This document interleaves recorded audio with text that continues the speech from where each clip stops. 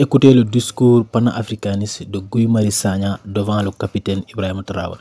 Vous savez que les panafricanistes avaient une rencontre à Ouagadougou pour célébrer Thomas Sankara. Par la suite, ils ont été reçus par le président du Faso, Ibrahim Traoré.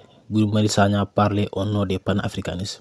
Il a fait un discours extraordinaire. Les gars, on écoute le discours de Guy Marius Sagna. C'est un discours très inspirant, très rassurant. Ça prouve que les peuples sont ensemble. Du Sénégal, du Burkina, du Niger et partout en Afrique, nous voulons la même chose, la souveraineté et la liberté de l'Afrique. Écoutons le discours de Guy Marius Sagna avec émotion.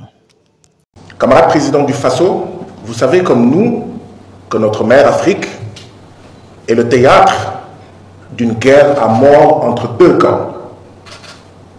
Le camp de celles et ceux qui ont choisi le néocolonialisme, qui ont choisi d'être le suppôt de l'impérialisme, qui acceptent que nos pays ne soient rien d'autre sur la planète Terre que des réservoirs de matières premières et des marchés pour les produits finis du centre du système capitaliste, est notre camp, votre camp, le camp que vous avez choisi, le camp que vous dirigez de manière fort admirable, cher camarade président du Faso, capitaine Ibrahim Traoré.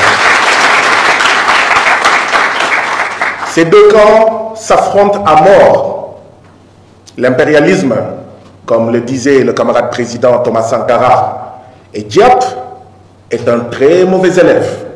C'est pourquoi, malgré la victoire obtenue ici au Burkina, il ne va jamais s'avouer vaincu. Il va tout faire, il va revenir, il va manipuler, il va tenter de corrompre, il va tenter d'assassiner. Ici au Burkina, au Mali, au Niger et ailleurs. C'est pourquoi nous vous remercions, chers camarades, président du Faso, capitaine Ibrahim Traoré, pour avoir compris qu'il fallait mettre tous les atouts de notre côté, dans notre camp. Et mettre tous les atouts de notre côté, c'est comprendre qu'il faut armer, réarmer politiquement, idéologiquement, moralement les soldates et les soldats de notre camp révolutionnaire. Merci d'avoir compris cela et d'avoir compris qu'il nous faudrait des milliers, des millions de capitaines Ibrahim Traoré si nous voulons gagner. Ce qui passe par la formation. Et c'est pourquoi c'est avec énormément d'honneur, de bonheur et de plaisir que nous sommes venus ici au Burkina Faso, que nous y sommes chez nous depuis une semaine dans le cadre des rencontres internationales Carrefour africain Thomas Sankara. Merci pour votre accueil. Nous avons été très bien accueillis par votre gouvernement, camarade président du Faso, et c'est l'occasion, au nom de tout le gouvernement, de remercier, de féliciter, de saluer, d'encourager le camarade ministre de la Communication qui a déployé tous les moyens pour un excellent accueil, pour un excellent séjour. Certains d'entre nous, pour ne pas dire tous, ne sont même pas pressés de rentrer. Et n'eût été, nous sommes chez nous ici. Donc, merci pour cet accueil, merci pour ce séjour. Dans le cadre de cette université d'hivernage, il a beaucoup été question d'impérialisme, d'anti-impérialisme, de néocolonialisme, de souveraineté, de justice, de dignité, d'écologie décoloniale, de comment utiliser les nouvelles technologies de l'information et de la communication au service de notre cause et ne pas en être de simples suivistes, de simples consommateurs, ce qui risque d'aggraver notre statut d'opprimé, notre statut d'aliéné. Et les participants ont montré un grand intérêt.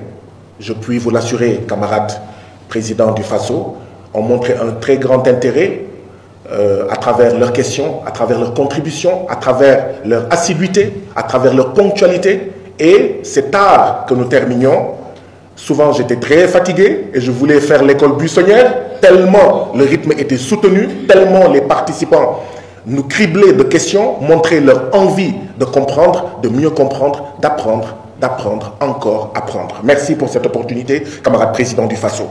Et donc, au terme de cette semaine de réflexion, de discussion, d'échange, de formation, d'armement et de réarmement politique et idéologique. Un manifeste a été élaboré. Donc, c'est le résumé de ce manifeste que je vais vous présenter pour ne pas trop abuser de votre temps, que nous savons très précieux. Et nous sommes heureux et satisfaits de comment vous gérez ce temps à servir exclusivement le peuple du Faso, les peuples de l'AES, les peuples tout simplement de l'Afrique. Résumé du manifeste de la jeunesse africaine pour un nouveau panafricanisme. Préambule, l'appel d'une génération. Les révolutions, en tant qu'individus, peuvent être, les révolutionnaires plutôt, en tant qu'individus peuvent être assassinés, mais pas leurs idées. Je viens de citer le camarade président Thomas Sankara. Nous, jeunesse d'Afrique, héritiers des rêves et des luttes de nos prédécesseurs, nous nous levons pour affirmer notre engagement envers un nouveau panafricanisme. Dans l'esprit de Thomas Sankara, Kwame Nkrumah, Jomo Kenyatta, Patrice Lumumba et d'innombrables révolutionnaires anonymes, nous déclarons que le moment est venu pour un réveil radical de la conscience africaine, de l'unité et de l'action. Ce manifeste n'est pas un document d'intention, c'est une déclaration de mouvement. Il est né de l'urgence de notre époque. Crise climatique, dépendance économique, aliénation culturelle et érosion de notre mémoire historique. Nous refusons d'être de simples témoins, de passifs spectateurs. Nous choisissons d'être les architectes actifs d'une Afrique libérée, unie et souveraine. Fondation, mémoire, identité et solidarité révolutionnaire. La mémoire comme facteur de résistance. Nous honorons la mémoire de nos prédécesseurs, non comme une nostalgie, mais comme la boussole. La décolonisation de nos esprits commence par la réappropriation de notre histoire. La jeunesse africaine exige l'intégration de l'histoire et de la philosophie africaine à tous les niveaux de l'éducation, soutient la création et la promotion de plateformes qui préservent les traditions orales, les savoirs endogènes et les archives révolutionnaires. Célèbre les devanciers à l'image de Thomas Sankara, non comme des icônes, mais comme des modèles d'intégrité, d'engagement, de courage et de service. C'est pourquoi nous faisons nôtre cette assertion de Thomas Sankara. Les ennemis d'un peuple sont ceux qui le maintiennent dans l'ignorance. Solidarité révolutionnaire. La solidarité n'est pas de la charité, c'est une lutte partagée. Nous nous engageons à construire des réseaux de mouvements dirigés par des jeunes à travers les frontières, soutenir les causes de libération, de justice et de dignité partout où elles émergent sur le continent, utiliser les plateformes numériques pour amplifier les voix locales et coordonner l'action collective. Action, institutions, gouvernance et éducation. Conditions institutionnelles. Pour que ce manifeste devienne réalité, nous exigeons l'inclusion des jeunes dans la gouvernance proportionnellement à leur poids démographique qui constitue une force. Cette représentation doit se ressentir dans les instances décisionnelles locales, nationales et continentales. Une éducation civique panafricaine avec des programmes qui enseignent l'unité africaine, les valeurs démocratiques et la pensée critique. Des institutions responsables, des systèmes transparents qui servent le peuple et non des intérêts égoïstes et étrangers. L'éducation comme libération. L'éducation doit être émancipatrice. Nous appelons alors à un accès libre et équitable à une éducation de qualité à travers toute l'Afrique. Des investissements dans les domaines des STEM, sciences, technologies, ingénierie, mathématiques, ainsi que les arts et savoirs endogènes. La protection de la liberté académique et du militantisme étudiant. Conscience géopolitique. La jeunesse africaine doit comprendre et s'engager dans les dynamiques de pouvoir mondial. Nous devons résister aux modèles économiques néocoloniaux et aux pièges de la dette. Défendre les positions africaines dans les instances internationales. Construire des alliances stratégiques fondées sur le respect mutuel et la souveraineté. Vision, valeurs, aspirations et voies à suivre. Valeurs fondamentales. Nous affirmons les valeurs suivantes comme piliers de la nouvelle Afrique. L'intégrité à travers un leadership fondé sur la vérité et le service. La solidarité pour l'avènement d'une unité sincère et réelle au-delà des frontières, des tribus et des langues. la créativité pour parvenir à une innovation qui reflète les réalités et les rêves africains. Aspiration pour le moyen terme.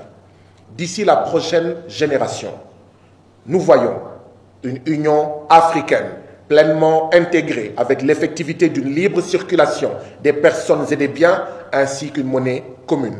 Des entreprises dirigées par des jeunes comme moteur du développement durable. Une renaissance culturelle qui redéfinit l'identité africaine dans le monde. Engagement final. Nous faisons le serment d'agir et non d'attendre, de construire et non de mendier, de nous souvenir et non d'oublier. Ce manifeste est notre serment au continent et à nous-mêmes. Comme disait Thomas Sankara, osons inventer l'avenir. Enfin!